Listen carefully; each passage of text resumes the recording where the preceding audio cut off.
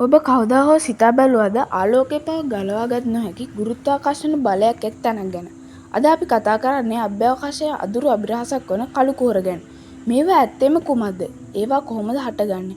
ඒවා තුළ කුමක් සිදුවේද? අපි ඒ අද ගවේෂණය කරමු.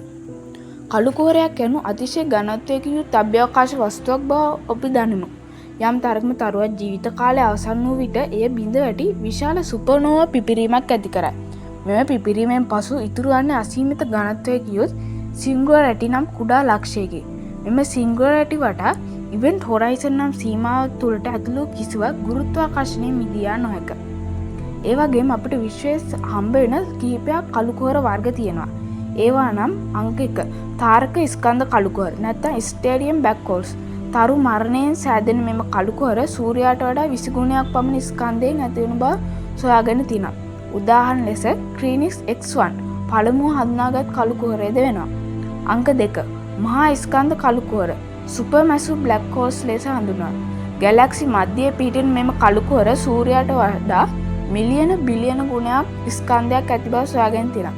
උදාහරණ ලෙස සැගිටේරියම් A අපේ මන්දාගිනි මධ්‍ය ඇති කළු කුහරයයි.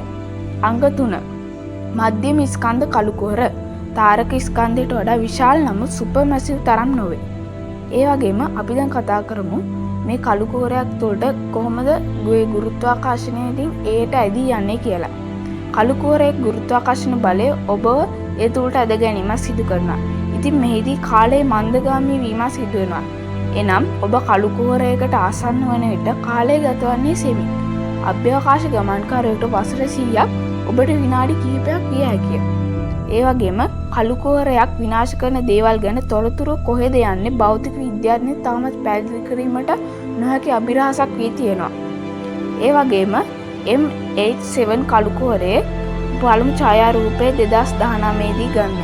ඒ වගේම 2022 දී අපේ මන්දාගිනියේ කළු කුහරයේ සැගිටේරියම් A ඡායාරූප ගත ගැනීමට හැකි වී තියෙනවා. හොකින් විකිරණ කළු කුහර අවසානයේ වායුමය විකිරණ විමෝචනය කරයි. මේ අනුව කළු කුහර අවසානයේ අපිට පේන්නේ නැති අතුරුදහන් වී යන බව සොයාගෙන තියෙනවා. කළු කුහරයේ තවමත් අභ්‍යවකාශයේ අඳුරු අභිරහසක් වී තියෙනවා. නමුත් විද්‍යාඥයෝ අඛණ්ඩව අධ්‍යයනය කරමින් සිටින්නේ අනාගතයේදී තවත් රහස් අනාවරණය විය හැකිය. ඔබ කළු කුහර ගැන කුමක් සිතන්නේද? අදහස පහතින්